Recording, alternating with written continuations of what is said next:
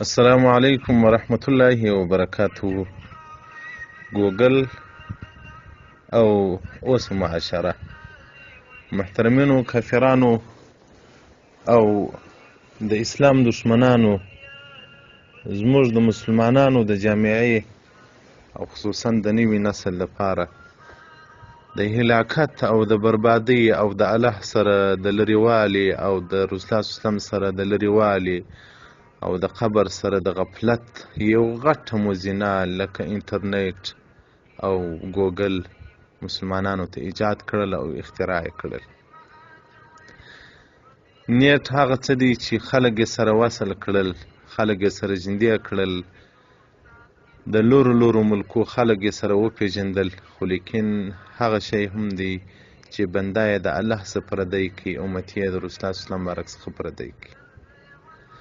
دا هغه شی دی چې انسانان په ګناه باندې کې مبتلا شول. د ښځو و تصویرانو ته ګوري، د الکانو و تصویرانو ته ګوري، په سروزو او په بدو فلمو باندې یې سترګې خرابې کړل. سیدنا محمد صلی الله علیه و آله و صحبه وسلم څخه روایت دی چې رسول الله صلی الله علیه وسلم ښځه چې راووځي شیطان یې خلکو ته ښایسته کوي، او رسول الله صلی الله علیه وسلم بارک وایي تاسې د یو پردۍ ښځې سره مه کښېنئ، ترجماني به مو شیطان وکړي. مرقات جلد شپږم صفحه 255 کتاب نکاح. نو محترمینو، هر هغه څوک چې موبایل لري، غټ موبایل لري، هغه دې یو وار د ځان سره محاسبه وکړي چې زه پیکیج د انټرنیټ جمع کوم، زه د څه دپاره دا پیکیج جمع کوم؟ د دنیا کار په کوم، د دنیا بزنس په مخ بیام، دین په زده کوم، او که فلمونه په ګورم، او که سروزونه په اورم.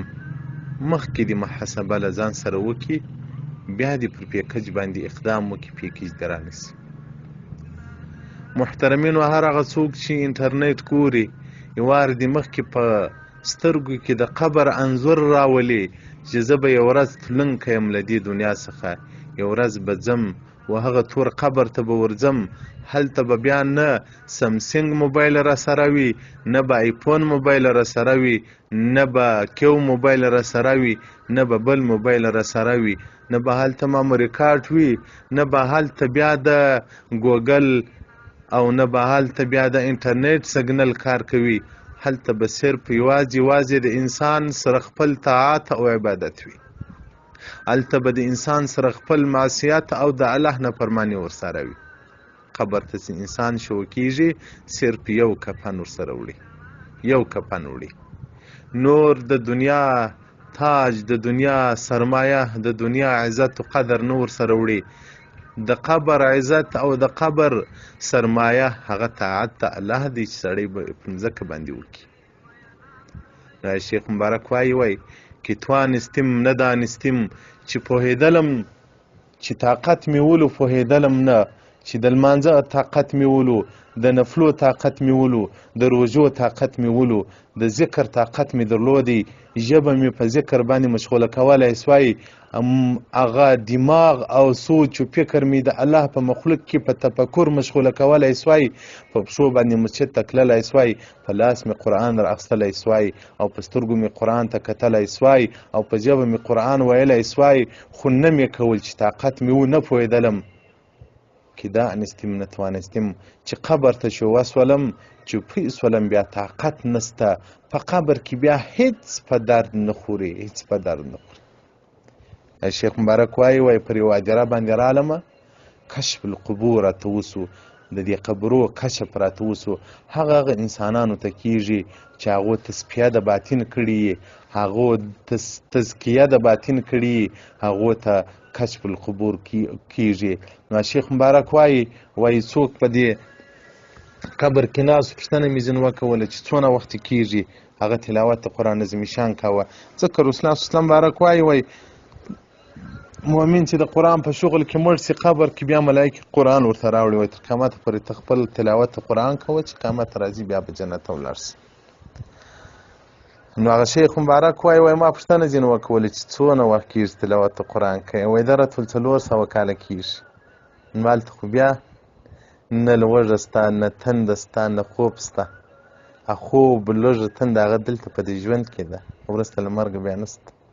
بیا یو د قیامت په ورځ باندې لوږه او تنده راځي.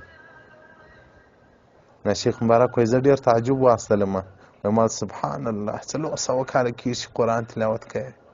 سبحان الله څونه ثواب دی. وایي دې ځوان سترګې راواړولې، ویل دا ستا د یو وار سبحان الله ثواب راکړه، د دې 400 کلو ثواب زه درکړم. نو په قبر کې بیا سړی هر څومره طاعت او عبادت وکړي هغه بیا په در نه خوري محترمین. او په قبر کې طاعت او عبادت هغه خلک کوي چې په دنیا کې په طاعت او په عبادت باندې مشغول وي. داسې متوارو خلک چې یو چې په دنیا کې هم په معصیت باندې مشغول یو، هلته بیا په قبر کې ولره عذاب وي، هلته بیا طاعت نه وي، تلاوت نه وي محترمین. نو راځئ په ژوند کې محاسبه وکړو. رسول الله صلی الله علیه وسلم وایي موتو قبل ان تموتو، مړه سئ مخکې تر دغه چې تاسې مړه کېږئ. د مرګه بعد خو ګناه نه کېږي، د مرګه بعد خو دنیا نه ګټل کېږي، د مرګه بعد خو بیا معصیت ته الله نه کېږي. هلته ابوجهل هم تسلیم سوی دی، اوس فرعون هم تسلیم سوی دی، قارون هم تسلیم سوی دی، خو هغه تسلیمي ګټه نه کوي. تسلیمېدل په دنیا کې ګټه کوي، تسلیمېدل په دنیا کې ګټه کوي. نو رسول الله صلی الله علیه وسلم وایي مړه سئ، یعنې ګناهونه مه کوئ لکه مړي، ځان داسې حساب کوي. نو محترمینو چې انټرنیټ خلاصوئ وار محاسبه له ځان سره وکړي چې ورځ بیا الله له ما سره حساب کوي. ګوره زموږ تاسو ټول عمر چې راواخو 560 کاله به وي، په هغه کې ګوره نصف عمر زموږ تاسو خوب یو ویده یو، په هغه کې نصف عمر زموږ تاسو د دنیا طلب یوړی. کم عمر را پاته سو، په هغه عمر کې موږ د شپې تر 1 بجې تر 2 بجو ځوانان فیسبوک ګوري، د پردیو نجونو تصویرانو ته ګوري، فلمونه ګوري، عیاشي کوي په نیټ باندې. دا د سترګو جادو دی چې کافرانو دا تخنیک ایجاد کوي د مسلمانانو د خطا ایستلو دپاره، د مسلمانانو د غفلت دپاره دا شان ایجاد سول چې مسلمانان غافله کړي. دونه غافله سول چې د قارون او د فرعون په زمانه کې هم دومره معاشره نه وه غافله لکه اوس چې مسلمانان غافله دي له دې څخه. بازید بستامي رحمت الله علیه مبارک وخت حورې په خوب ولیدلې، حور العین، چې الله جل جلاله په قرآن عظیم شان کې راته وایي چې غټې غټې سترګې به وي او الله جل جلاله وایي تور زلفان به وي. او رسول الله صلی الله علیه وسلم مبارک راته وایي چې که د جنت حوره و دنیا ته راښکاره سي، د دنیا دا ښایسته لمر د دې نظام به تغییر وخوري، د دې رڼا به کمزوري سي. رسول الله صلی الله علیه وسلم وایي کیناوړې د دنیا دریابو ته راولېږي لکه عسل، داسې خوږې به سي د دنیا اوبه. بازید بستامي رحمت الله علیه مبارک چې حورې په خوب ولیدلې، نو د جنت حورې دي سبحان الله چې په دنیا کې سړی یو ښایسته نجلۍ وویني، هر څوک چې وویني بیا په زړه کې څو ورځې داغ وي، په هغې کې تصور بند وي چې مې حلاله نکاح باندې واده ورسره کړی وای. نو چې د جنت حورې سبحان الله که دنیا ته راسي پر مخ د مځکې به بیا پر صد څوک نسي پیدا، ټول به لیونیان سي. د جنت هغه نعمتونه دي، د جنت هغه خوندونه دي. نو بازید بستامي رحمت الله علیه فکر ډېر خراب په چور دی بند په جنت په حورو کې. درېیمه ورځ باندې بیا خوب لیدی، بیا یو حوره په خوب ولیدله، سترګې یې ځین پټې کړلې. هغه ورته وویل موږ خو الله بشارت تر کړي یو، زیری یو په دنیا کې یې در ښکاره کړلو، ته ولې سترګې پټه یا بایزید؟ وایي ده ورته وویل ان کن شواغل من ذکر الله، تاسې ما د الله له ذکره څه مشغوله کوئ، ځئ ولاړ سئ نه یاست مې په کار. سبحان الله هغو حورو ته نه کتل. موږ نن پر انټرنیټ باندې د نجونو مخانو ته ګورو، موږ په انټرنیټ باندې فلمونه ګورو، موږ په انټرنیټ باندې نارواوې ګورو. سبحان الله په دغه ایمانو باندې به موږ څنګه الله ته ورسو، څنګه به قبر ته ایمان یوسو. جنت هغه څه دي چې ټول شیان بالغیب دي. د رسول الله صلی الله علیه وسلم مبارک په زمانه کې یو صحابیه وله هغې یو زوی درلودی. زوی رسول الله صلی الله علیه وسلم مبارک ته راغلی ژړلې، ول یا رسول الله ما جهاد ته بوځه در سره. رسول الله صلی الله علیه وسلم له مور څخه اجازه راواخله. علي رضی الله عنه ورلې مور اجازه نه ورکوله، زما دا د ژوند یو ملګری دی بل څوک نه لرم، خوراک څښاک دی را برابري. بیا عثمان راته نه ورلی، بیا عمر راته نه ورلی، اخرنی صدیق ابوبکر صدیق راته نه مبارک ورلی. د الله رسول وایي رایه که څنګه یې نه ورکوې د الله رسول ته. سپین سرې ورته وویل یا صدیق بېرته ژوندی درڅه غواړم. ځوان ته اجازه ورکړله. رسول الله صلی الله علیه وسلم مبارک دی ولاړ. جهاد ته چې ولاړله اولنی هغه ځوان شهید سو. انا لله و انا الیه راجعون. جنگ ختم سو. مسلمانانو بریا او فتح لاس ته راوړه. صحابه کرام بیرته د مدینې منورې پر طرف را روان دي. رسول الله صلی الله علیه وسلم مبارک عادت تا و کله به د لښکر په مخ کې و کله به د لښکر شاته و. په دغه پلا باندې رسول الله صلی الله علیه وسلم مبارک د لښکر مخ ته را روان دي. ابوبکر صدیق را د تنو د لښکر په پای کې دی. رسول الله صلی الله علیه وسلم چې مدینې منورې ته را رسیږي هغه صحابیه یو ځای پر یو غونډۍ باندې ناسته ده. د خپل زوی او د خپل زړه ټوټه یې ورکه ده. رسول الله صلی الله علیه وسلم مبارک ته وایي عین ابن زما زوی چیرې ده یا رسول الله.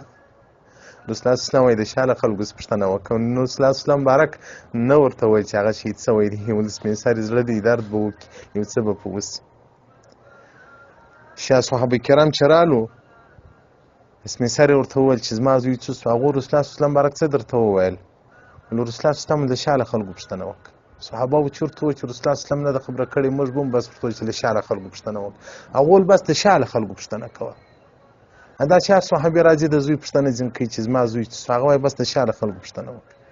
اخرنی ابوبکر صدیق راتنو مبارک دی. د سپین سرې چې پر ابوبکر صدیق راتنو مبارک باندې سترګې وموښتلې او دی د صف هغه اخرنی نفر دی.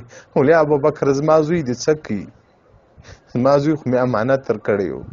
زما هغه د زړه ټوټه دې څه کله؟ زما هغه د ژوند لکړه دې څه کله؟ ابوبکر صدیق راتنو مبارک ورته ودرېدی. رسول الله صلی الله علیه وسلم مبارک څه درته وویل؟ صحابه کرامو مبارکانو څه درته وویل؟ ول هغو د شا له سړي څه پوښتنه کوه. ابوبکر صدیق راتنو حیران سو چې یا رب اوس که ورته وایم شهید دی خو رسول الله صلی الله علیه وسلم نه دي ورته ویلي چې شهید دی. زه څنګه جرأت وکړم؟ زه څنګه ورته ووایم؟ او که ژوندی دی خو د شهید سوی دی دروغجن سوم او ما ته الله د صدیق لقب راکړی دی او رسول الله صلی الله علیه وسلم د صدیق لقب راکړی دی. دغه نو جبرائیل علیه السلام د اسمان په کنارو کې راښکاره سو. ول یا صدیق الله وایي چې صدیق ته واره روان دی. الله و حیات زما په لاس کې دی، مرګ ژوند زما په لاس کې دی، درته را ژوندی کوم یې. ابوبکر صدیق راته نو مبارک روان دی.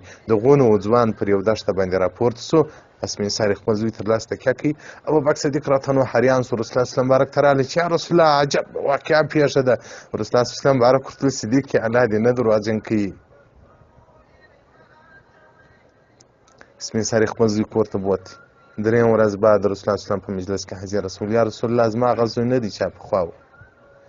زما هغه زوی دی نه دی چا پخوا به اوبه راوړلې، پخوا به په سود نه به وویل، پخوا به زما ماښام و د غرمې ډوډۍ را برابروله. و زما زوی چې راغلی دی وازه خوله ګوري سترګې اسمان ته نیولې. د رسول الله صلی الله علیه وسلم مبارک له ځوان راولي.